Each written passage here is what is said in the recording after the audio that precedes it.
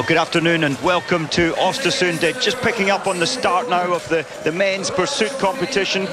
And leading out for Canada, of course, it's Jean-Philippe Le Guelec. A wonderful performance yesterday with perfect shooting, but the rest of the best in the world are going to be chasing him down on the track. And well, there he goes, a comfortable start. And he needs to just try and keep his control throughout the race if he's to remain in first position to the line. 4 shoots today. The first 2 times were in the prone position, and the last 2 times into the shooting range in the stand position. Labe Lund, number 7, Svensson. Svensson's got some work to do. 35 seconds to pull back, followed by Bernbacher. And it's just fast and thick. There's so many athletes. In fact, on a 30-lane shooting range, we've got 1 minute separating the top 30, 1 minute 20 seconds. So it's going to be a very busy range when they come in for the first time.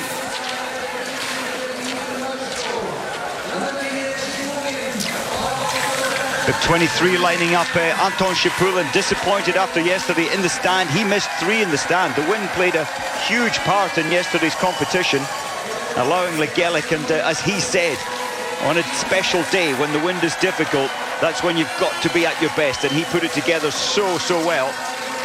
It's going to be mayhem out on the tracks, so busy, and with that comes a little tension. Up the front though, Le Guelec has got space, he's got freedom, and of course a gap of 18 seconds back to Boeuf.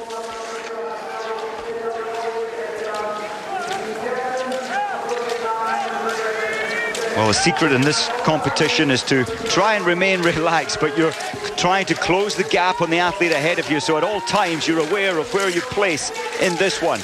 Some react better, some fail a little in this one, especially on the shooting range. Christoph Summen, bed 3, just going through. Chased down by Svensson, dancing his way up the short, sharp climb. Now it's a little descent. Allows some form of recovery, though not an awful lot. Fourcade, Martin Fourcade, the best in the sprint competition overall last year, the best in the pursuit. Can he move himself up from 10th? But he's only 40 seconds behind. I think he can. Jean-Philippe Le Guelec, the man from Canada, the first time to take a World Cup victory. Can he make it 2 days in a row? Certainly looks comfortable at the moment, trying not to over-panic with this new situation, leading the rest of the world over the pursuit competition. Bib number 7, Svensson, is absolutely attacking. He was some 35 seconds behind. He's closed that gap all the way down to 15 seconds, and only 1.3 kilometers. Well, his strategy is clear for all the rest of the best to see, but they're not even attempting to match him as he's flying past.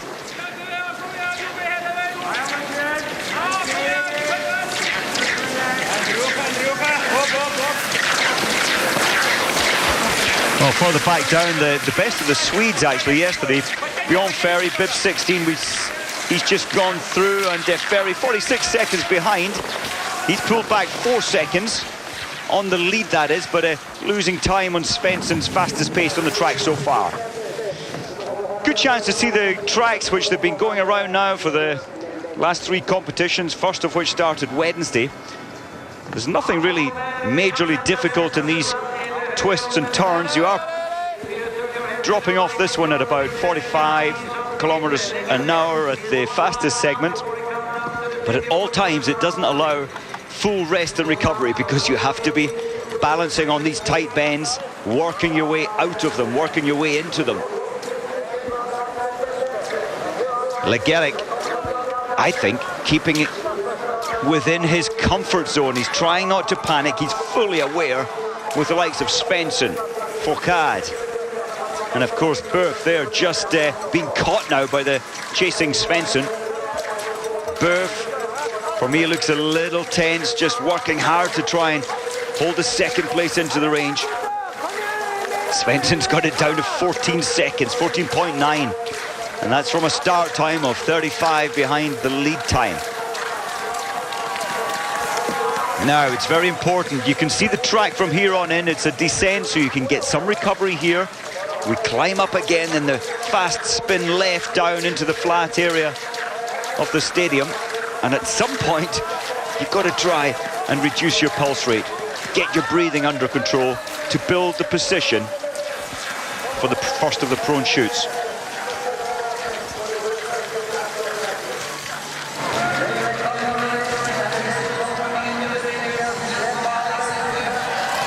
And here we are into the range for the first time. Aaron's delighted yesterday with his athlete's performance. And I think you could say, looking on a little anxiously, the tension absolutely felt through the coaching staff. Now that's Jean-Philippe just trying to get the blood flow back into his hands. These cold temperatures. The wind is a little kind at the moment. The flag's just fluttering gently from the left.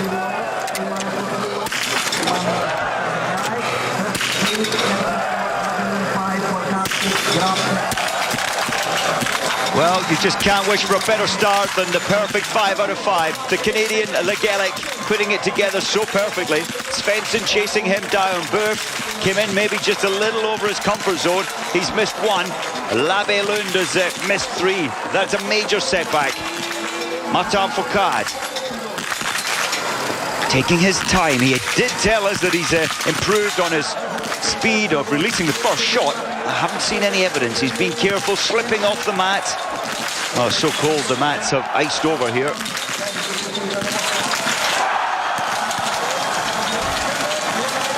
Berger's in. Landetinga clear. Bjorn Ferry, that's what the big cheer was for. He's gone 5 out of 5. Great start to his first time in on the shooting range. Mesetic, as expected, clear. Benjamin Vega, I thought would do well today. He's missed 2, putting himself at major disadvantage. Ole Einar Bjørndalen, missing his 3rd shot. Can he get the last 2? Well, 1 penalty for Bjørndalen. He would have preferred the perfect clear. And psychologically, so important to try and get your first 5 shots. Then you're still in the race on the track. Turning left onto the 150-meter penalty loop. It's not only a disadvantage in terms of the time that you ski around it, but the psychological effect when you're trying to get back onto the track and the knowledge that you've lost 23 seconds. Well, that's how to keep control. As Jean-Philippe said yesterday, when asked what's it going to be like leading the world, he said, well, I'll be running for my life. So far, so good for the Canadian. Well, we're going to take a very quick break, but we'll be back for the action on the track here in Oestersund.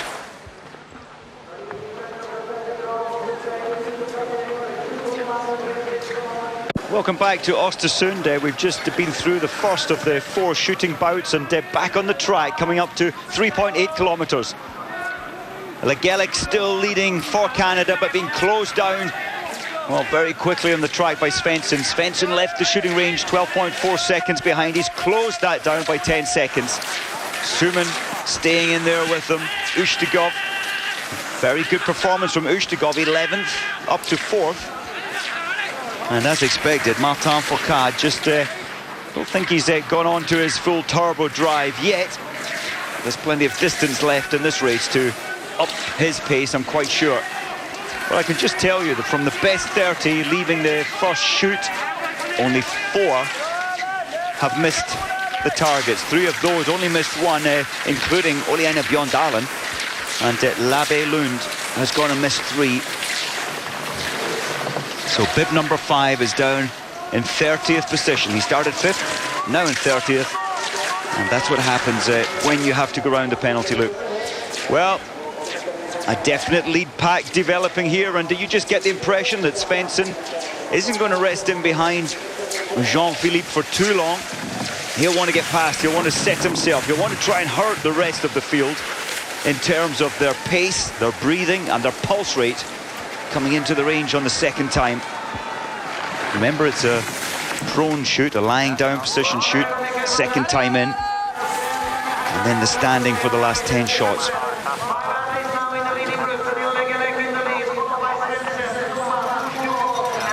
Each time it's the same track the athletes ski around. Is a 2.5 kilometer. Well, perceived by many here and the World Cup that this is one of certainly the easier courses. There's no major fast downhills. There are steep hills, but they're gradual.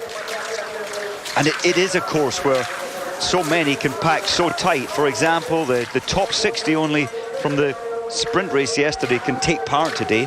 Only 2 minutes and 19 seconds separating those top 60. I'm delighted to say that Lee Jackson, our British athlete in the race today, starting number 57. He shot well yesterday in what was very difficult conditions. He missed 2 out of 10.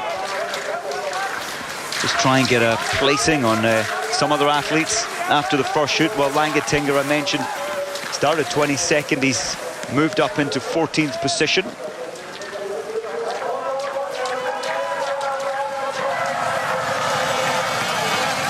Jacko, the British athlete, down in 57th at the moment. He unfortunately missed 2 targets first time in. Let's hope he can hold the nerve together for the next 15 shots.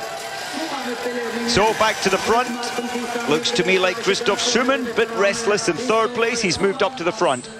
He did say he had fantastic skis yesterday, and well, the descent down to the stadium allows skis to run, and if you are slightly faster, and it takes you to the front. Christoph Suman, lane 1. Legelik, lane 2. Svensson, lane 3.